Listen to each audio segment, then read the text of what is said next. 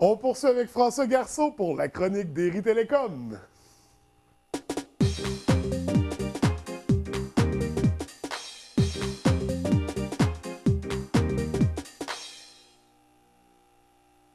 Bon matin François, ça va bien? Ça va très bien, bon matin?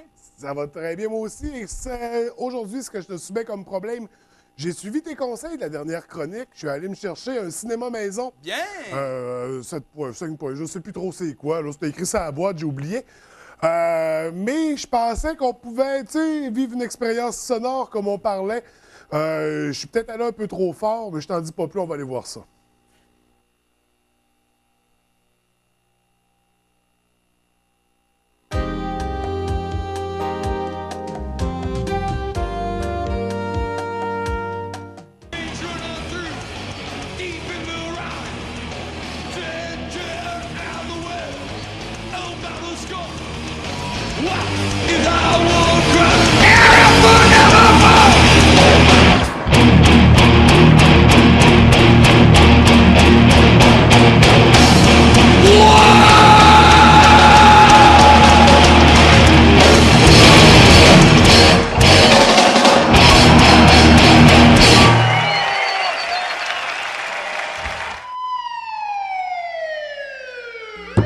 Ok, police, vous êtes encerclés.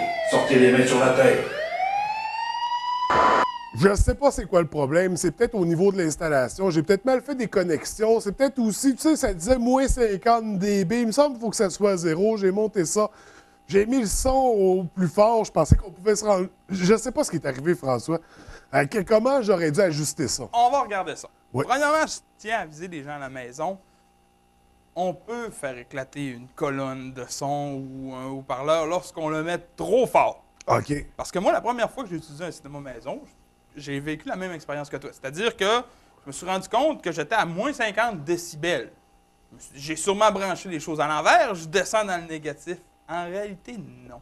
Un cinéma maison, le volume le plus bas, c'est moins 50. Et le volume le plus haut, c'est plus 10. OK, c'est pas plus 50. Non, ça. non. Donc, si tu le mets à 0, ben, tu es peut-être à peu près à 85 au bout, du ouais. maximum. Donc, on ne devrait jamais atteindre ça.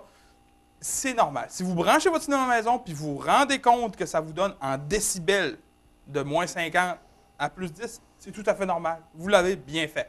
D'autres cinémas maison, eux autres, ils vont vous marquer volume 1, 2, 3, 4, 5, ainsi de suite, Ouais. mais ça ne sera pas en décibels. Si tu le vois en décibels, moins 50 à plus 10. Là, ce que je peux comprendre, c'est que tu as dû mettre le haut-parleur des extrêmes graves au maximum.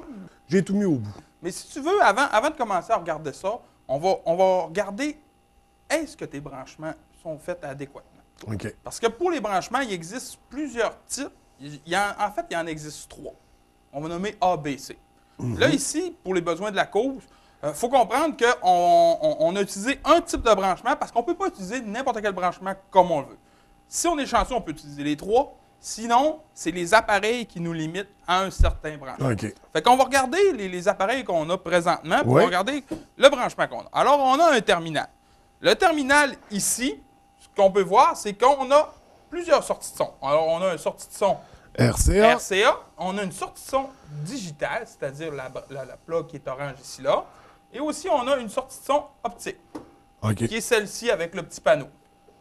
Donc, on a 3 possibilités de son. Pour les besoins de la cause, j'ai utilisé un fil optique, qui est le meilleur des fils. OK. J'aurais pu utiliser un fil aussi digital pour la prise orange. Et un conseil à la maison, n'achetez pas un fil orange à 50 $. Prenez un fil RCA standard, comme celui-ci, et branchez-le dans l'orange, orange à orange, ça va faire l'affaire. OK. Vous allez avoir un son Ah, on a comme une petite 5.1. entourloupe ici. Oui, c'est une entourloupe. des Malheureusement, il y distributeurs. a un marketing qui se fait sur le fait que la prise est orange, donc c'est Ça là prend que un ça fil va. orange. Ce qui est important, c'est que la prise qui sort se branche avec la prise qui rentre. Fait que c'est les mêmes couleurs du C'est téléviseur et du terminal. C'est les autres qu'il faut associer, pas Voilà. nécessairement le Donc, fil. en utilisant ces deux prises-là, on a un son 5.1 ou 7.1. Donc, nous, notre but, c'est le 7.1. On Ouais. prend ces prises-là. Notre télévision, si on regarde ce qu'on a, on a une sortie audio ici, Oui. audio out digital. C'est une sortie de fibre optique aussi. Donc, j'aurais pu prendre le fil qui est là et le brancher directement là. Ça aurait pu fonctionner. Et voilà. On a l'entrée HDMI et, si tu peux voir, on a le arc. Donc, l'entrée HDMI peut envoyer, comme on parlait à la dernière chronique. Donc, la télévision, elle a deux moyens d'envoyer le son. La sortie audio optique et le HDMI. Les nouvelles télévisions, ils n'ont que ces deux moyens-là. Les anciennes, on pouvait en avoir deux seuls. Le arc n'était pas encore là. Le arc, ça ne fait qu'à peu près 3 ans qu'il est là. On avait les RCA rouge et blanc pour sortir le son en stéréo. Si on regarde au niveau du cinéma maison, ici, alors le cinéma maison, on a l'embarras du choix. Ça, ce n'est pas un modèle récent, donc on ne peut pas rentrer le son en HDMI. Par contre, on a le digital orange, on a aussi le optique et on a, bien sûr, le RCA rouge et blanc. Donc, pour nous, ce qu'on a besoin, c'est du 5 ou 7.1. Donc, on va prendre soit le fil orange, le digital, ou l'optique. Si on utilise des fils stéréo, ça veut dire rouge et blanc, on perd notre surround. Donc, on n'utilisera pas ces paires-là. Là, présentement, comment est-ce que la télévision elle est branchée? C'est-à-dire que le terminal envoie le signal à la télévision. En HDMI. Et la télévision le retransfère au cinéma maison. On va dire que c'est le branchement A. OK. C'est un des branchements que je préfère. Pourquoi? Parce que c'est la télévision qui gère le son.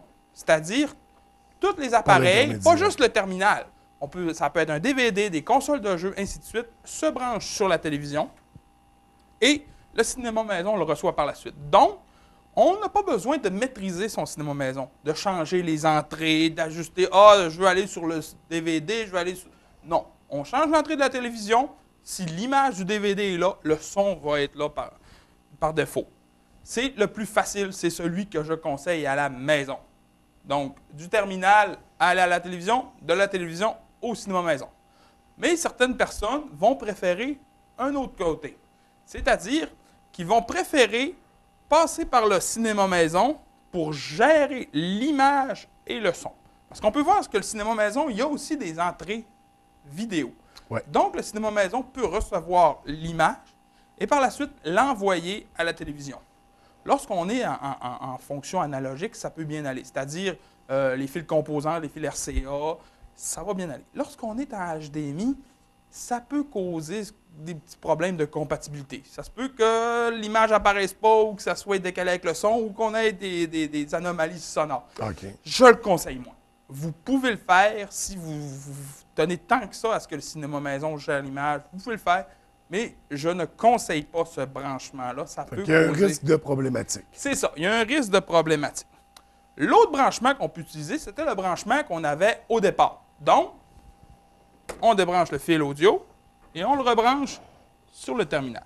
Alors là, on se retrouve avec un branchement qu'on va dire un peu parallèle. C'est-à-dire que le terminal envoie l'image et le son à la télévision et le son au cinéma maison. Donc, on pourrait avoir les deux sons en même temps, qui fonctionneraient très bien. Par contre, ça demande beaucoup plus de manipulation. Ouais. C'est-à-dire qu'il faut vous assurer que la télévision est aux bonnes entrées, le cinéma maison est aux bonnes entrées, vous changez de DVD, vous changez d'appareil, il faut refaire la manipulation sur les deux appareils.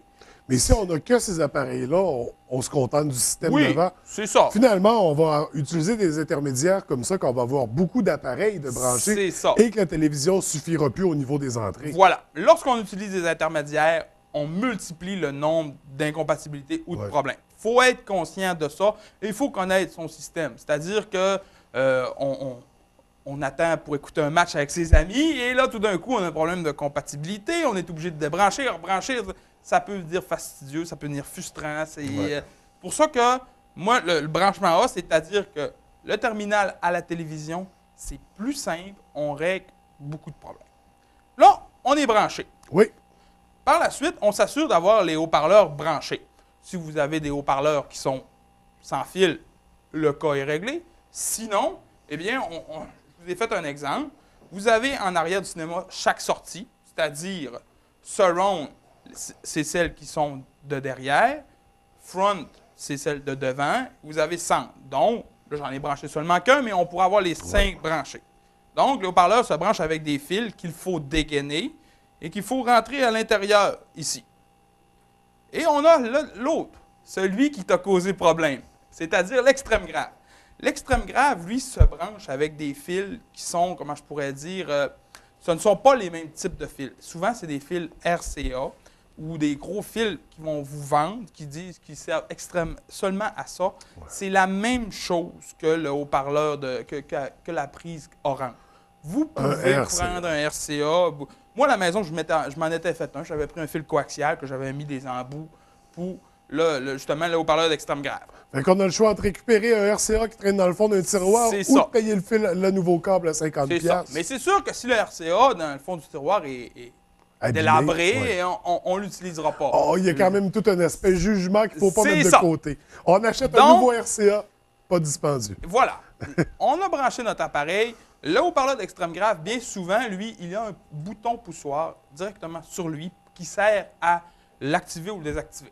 Parce que ça ne veut pas dire que vous en avez un que vous voulez vous en servir tout le temps.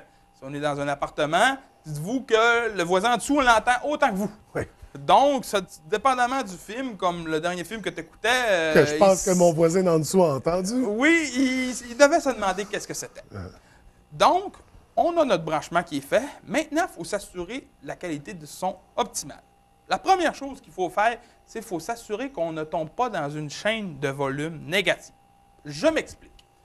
Cet appareil-là a un volume, cet appareil-là a un volume et cet appareil-là a un volume. Comment est-ce qu'on les règle? Est-ce que j'en règle un à la moitié? Est-ce que j'en mets un autre aux 3/4? Est-ce que j'en mets un autre à 100%? Ça peut causer des problèmes. La solution est très simple. Vous mettez les deux premiers appareils dans la suite au maximum. Pourquoi? Parce que le dernier appareil, lui, il va amplifier tout ce qu'il reçoit. Donc, le cinéma maison, ça tâche... C'est le master. Oui, et voilà. Si vous mettez cet appareil-là à 50%, cet appareil-là à 50%, on se retrouve avec 50% de bruit, c'est-à-dire de son qu'on ne veut pas avoir, de grichement, qui sont amplifiés encore à 50% et qui seront amplifiés. Donc, on va avoir un son, excusez-moi l'expression, de canis.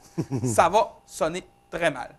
Donc, le terminal, la télévision, vous les mettez au maximum de volume pour que ce soit lui qui soit le contrôle final. Donc, si vous faites ça, vous n'aurez pas besoin de le mettre à 0 pour avoir un beau volume. Vous allez le mettre à peut-être moins 30 et ça va être très bon. Tandis qu'au contraire, si vous le laissez lui à 50%, lui, il va falloir que vous le mettiez à peut-être 0 pour avoir un son qui commence à être correct. Mais qui risque d'abîmer le matériel. Abîmer le matériel, oui. Les oreilles, l'état du voisin. Bien, ça peut être dangereux aussi. Si par mégarde, après ça, quelqu'un augmente le volume du terminal, bien là, on risque de faire... Ça fait des mauvaises surprises. Voilà. Là, on s'assure qu'on n'est pas dans une chaîne de volume négative. Là, tout devrait être prêt. C'est jamais. Ça prend le bon format audio. Vous devez être sûr que l'appareil vous offre le surround pour avoir le surround. Ça devrait être la première étape. C'est oui et non. Dans le sens que votre haut-parleur d'extrême grave, on n'a pas besoin que le surround soit activé pour qu'il fonctionne. Lui, tout ce qu'il fait, il prend les basses et les basses fréquentes et il les amplifie. Il y en a, peu importe que ce soit surround ou pas. Ouais. Par contre, si un exemple, vous écoutez la télévision analogique, c'est pas un format qui est surround, donc vous ne l'aurez pas.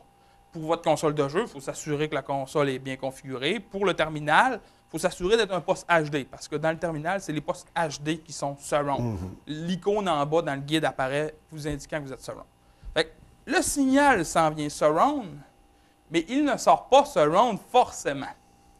Et c'est là qu'il faut faire attention, parce que votre cinéma maison a des modes.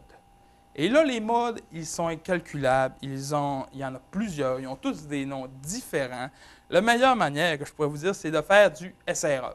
C'est-à-dire, on essaye un mode, on vérifie si c'est vraiment surround. La meilleure manière pour vérifier un surround, c'est un film ou un jeu.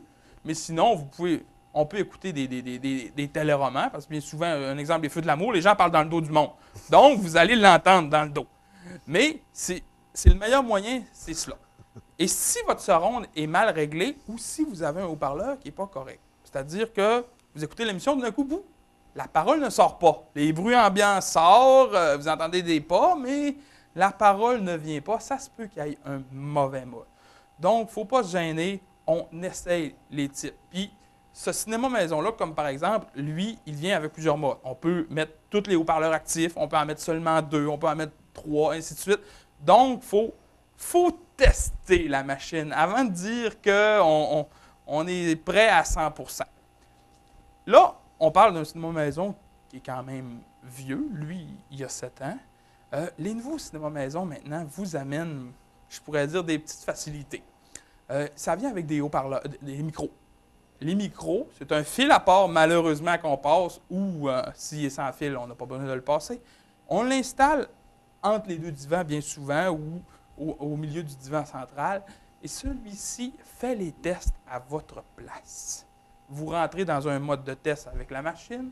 Lui se met à regarder un après l'autre les haut-parleurs s'ils fonctionnent bien et vous indique vous devriez tasser le haut-parleur de droite de 1 mètre par la gauche, vous devriez avancer l'autre, vos divans sont trop reculés, ainsi de suite. Donc, on gagne beaucoup de temps et on s'assure d'avoir la bonne qualité. La meilleure qualité. Oui, et voilà.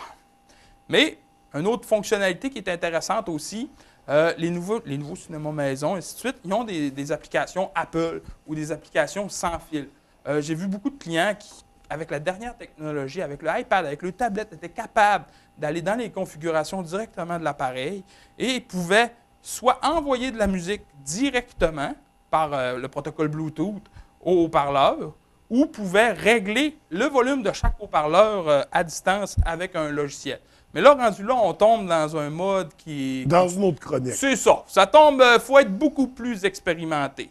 Mais si tu t'assures de tous les éléments qu'on vient de parler, tu vas être en contrôle de ton son, puis des petites affaires comme la dernière fois, ça t'arrivera plus. Non, ben j'espère. En tout cas, du moins, si ça m'arrive encore, je t'en reparle dans 2 semaines, c'est Parfait. garanti.